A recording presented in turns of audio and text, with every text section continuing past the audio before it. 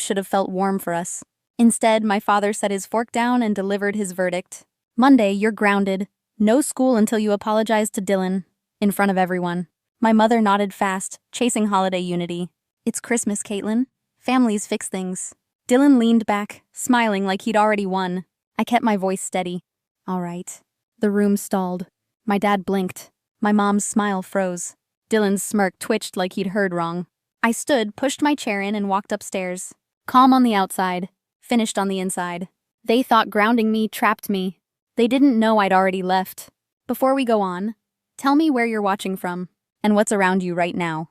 Couch, bus, or kitchen table. You're watching Echoes of Life. To understand why Christmas Eve cracked something open, we have to go back. It started the week before break, in the school parking garage. I heard shouting near the exit and walked toward it. Ryan, a skinny sophomore, was on the ground holding his face. Blood dripped between his fingers. Dylan stood over him, fists clenched, breathing like he'd sprinted here. Security cameras caught every second. 2 guards pulled Dylan away. Ryan's friends helped him up. My phone buzzed before I reached my car. The principal wanted me in his office. Mr. Thompson watched both videos in silence. He knew me from debate. He knew I didn't start fights. Dylan was suspended for 10 days. Clear. Simple. Documented. But by the time I got home, Dylan had rewritten the story. He'd told my parents I'd screamed at him all morning, that I'd pushed him too far, that he snapped because of me. That night, before Christmas Eve dinner, my parents held a meeting. Dad sat forward like he was managing a crisis. You'll go on stage after break, he said. You'll tell the school you exaggerated everything. Mom added softly. Family comes first, sweetheart. I stared at the table. There's video proof, I said. Dad waved it away. People misinterpret things. One apology fixes this. So I lie? I asked. You protect your brother, he said. Dylan sat in the corner looking wounded, rehearsing pity. Something in me snapped clean. No, I said. Dad leaned back. Then you don't go back to school. No classes. No debate. No counsel. Nothing. I felt the room tilt, then settle. Fine, I said. Keep me home. Their plans started that night. Mine started earlier. Because if the truth didn't matter here, I'd take it somewhere it did. The house felt too quiet after dinner. Not peaceful. Just numb. I closed my bedroom door and sat on the carpet. Not crying. Not shaking. Just done. 2 suitcases waited beside me. One for clothes. One for proof I existed outside this house. Transcripts, trophies, medals, newspaper clippings. Years of work no one here really saw. My laptop blinked on the desk. The Georgetown prep application page was still open. Rebecca had sent every link I needed. She was the only adult. Whoever stayed late without asking for credit. Her message that evening was short. 4 days left. You can do this. So I did. I pulled every document I'd organized for months. Test scores. Competition results. Recommendations sealed in bright envelopes. I scanned, uploaded, double-checked everything twice. Kayla texted at 1 in the morning. About damn time. I'm with you. She always was. Then came the essay. The optional prompt everyone skips. Why do you want a school 3 states away? I wrote the truth. Growing up beside a golden boy meant shrinking myself to survive. Winning quietly hurt less than celebrating. Every victory at home carried a price. I didn't dress it up. Just documented it. At 3:07 a.m., I hit submit. A confirmation banner slid across the screen. Decision within 48 hours. I stared until my eyes burned. Then packed the last drawer and zipped both suitcases shut. Christmas Eve came and went. They grounded me. I said, all right. They thought that ended the story. By dawn Christmas morning, snow lined the windowsill. My room looked cleaner than ever. Too clean. My phone buzzed once. 1 notification. Bold blue header. Congratulations, Caitlin Fletcher. Full merit mid-year transfer. Boarding check-in. December 27th. I let the breath leave my chest. Slow and steady. Not excitement. Not fear. Just release. Downstairs, Mom reheated cinnamon rolls she didn't want. Dad sat with his coffee, probably rehearsing more rules. Dylan slept in, trusting Christmas to save him again. They had no idea the decision was already signed and sealed. No idea the paperwork was binding. No idea a courtesy car was scheduled for the 27th. No idea an attorney had confirmed they couldn't stop any of it. I looked around my packed room. This was the last Christmas here. All that was left was saying goodbye to that school. On my own terms. I wasn't preparing to run. I was preparing to leave correctly. Be honest with yourself for a moment. Have you ever had to choose between family peace and your own future? Drop one if you'd stay. Drop 2 if you'd walk toward the life waiting. It's the kind of choice we unpack on Echoes of Life. By the morning of December 26th, the house felt brittle. Mom moved quiet. Dad watched every step I took. Dylan hovered like he expected applause. I packed my backpack anyway. Not hiding it. Not rushing. Just doing what I needed to do. The school parking lot was still half frozen from last night's snow. Students were trickling in after the holiday break. Phones lit up when they saw me. Rumors travel fast near Christmas. I walked toward the front doors. Dylan stepped in front of me, blocking the path. His friends flanked him like backup. He wore that same practice smirk. "Perfect timing," he said. "Ready to apologize in front of everyone?" I kept walking. He slid sideways, cutting me off again. "Come on, Caitlin. Say the words." I made it up. Dylan defended himself. Easy. A few phones started recording. A small crowd tightened around us. I shifted my backpack higher on my shoulder. "Move," I said. He grabbed my elbow. Not hard. Just enough to make a point. Gasps rippled through the group. I twisted my arm. The way our self-defense instructor taught us. His grip broke clean. He stumbled back into the fence, face going red. I didn't look again. I walked inside. The main office was waiting. Mr. Thompson stood when I entered. My parents were already seated, both looking drained. Mom's eyes were swollen. Dad's tie was crooked, which never happened. I placed the thick cream envelope on the desk. The Georgetown prep seal gleamed under the lights. He opened it slowly, reading every line. Then he looked up and smiled. "Full merit scholarship," he said. "Mid-year placement. Immediate boarding." He came around the desk, extended his hand, and shook mine firmly. "Caitlin, this is extraordinary. Congratulations." Mom sucked in a sharp breath. Dad's jaw flexed so hard it shook. Neither said a word. The office door burst open.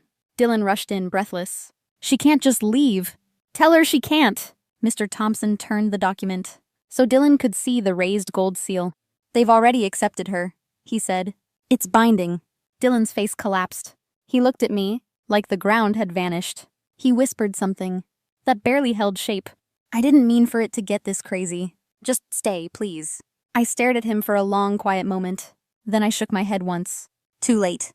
When I stepped into the hallway, the noise hit first. Kayla waited with half the debate team. Students lined both sides of the corridor. Someone started clapping, then another, then everyone. The sound rose and rolled toward the doors. My steps matched the rhythm. Every locker echoed it back. When I pushed outside, sunlight hit the snow hard and bright. Behind me, the applause kept going. The day they tried to silence me became the day the whole building cheered. December 27th arrived with a thin winter sun. A black sedan from Georgetown Prep pulled into our driveway at 7 sharp. The driver loaded my suitcases without a word. Mom cried quietly near the porch. Dad stood rigid behind her, jaw locked. Dylan didn't come outside. The car door closed, and for the first time in years, the house looked smaller than I remembered. Georgetown Prep was nothing like home. Expectations were high. Schedules were brutal. No one cared about my family politics. No one asked me to shrink, so someone else could shine. I worked. I studied. I learned what it felt like to take up space. By February, I was running debate practice until 10 each night. By March, I was chairing student council meetings before sunrise. By April, the hallway posters read, "President Caitlin Fletcher." I won 94% of the vote. Nationals came in May. Chicago was cold, crowded, and loud. We swept every category. When the chief judge announced Georgetown Prep as champions, the auditorium roared.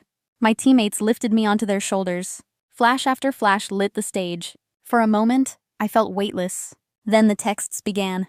Kayla sent the first one. Dylan got expelled. Permanent. Punched a kid in the cafeteria. 20 witnesses. Another message followed. He's being moved to county alternative next week. I sat on the dorm floor and read the words twice. The fall finally came for the golden boy. Not because of me. Because of him. 2 months later, Kayla sent a photo of a certified envelope on my parents' kitchen counter. They owed restitution for the boy Dylan hurt. Medical bills. Security review costs, mandatory counseling fees. The school listed every charge. None were optional.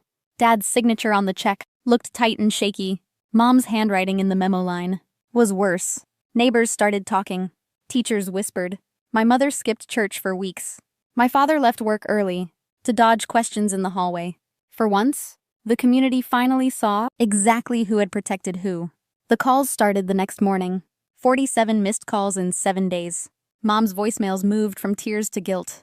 Dad's messages went from anger to begging. Dylan left 3 short ones. I'm sorry, please talk to me, please. I didn't press play on any of them. On day 5, Mom said, he's your little brother, he needs you. On day 6, a text from an unknown number. It's Dylan, I get it now, please call. I deleted the thread. On day 7, I opened my call log, highlighted every Maryland area code, and blocked them all. My phone went silent, in a way I'd never heard before. Justice, the shelter dog I'd adopted, 2 months earlier, curled against my leg and sighed. The room felt calm, solid mine. 6 years passed, without a single holiday call. I graduated from Georgetown University with honors, accepted a senior policy advisor position, and bought a glass-walled apartment near the river. No co-signers. No emergency contacts required. They said I abandoned the family, but I finally abandoned the role they wrote for me. I built a life in Washington, D.C., one quiet decision at a time. Not fast, not loud, just steady. Most mornings start the same now. Justice thumps his tail against the floor. I lace my shoes, step into the cold, and run 5 miles along the river. The city wakes slow. The water stays honest. On Saturdays, I mentor debate kids at the public library downtown. Some carry the same tired look I once wore through every holiday. I teach them what Rebecca taught me, that skill matters and so does proof. Your work is your exit. Your exit is allowed. My apartment sits 14 floors above the street. Glass walls, soft light, a kitchen stocked only with what I use. No shouting, no slamming doors, no one rewriting my life for me. Kayla texts sometimes, short updates, small victories, no pressure for more. She knows my boundaries and doesn't test them. She told me something once, months after everything settled. My mother had admitted quietly, to a neighbor on a front porch, that losing me wasn't sudden. It was slow. A consequence they built, one decision at a time. My father stopped correcting people. When they asked about his 2 kids, he just muttered, "She doesn't speak to us anymore." Like the sentence tasted strange. Dylan's room never changed, she said. Same posters, same trophies.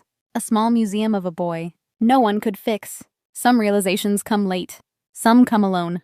Holidays come and go, without Maryland numbers. No Christmas calls. No guilt wrapped in ribbon. No demands dressed as family duty. Just quiet mornings. And the smell of coffee I brew for myself. People assume I carry pain. I don't. I carry clarity. Those trophies on my office shelf aren't nostalgia. They're documentation. Proof I wasn't imagining anything. Proof I climbed out. I don't hate my past. I just don't live there anymore. Some gates close with sound. Others close with understanding. Mine stayed shut the moment I stopped knocking. Peace lands softly when you stop asking permission to have it. If this story stayed with you, please like the video. Share it with someone tired of carrying family.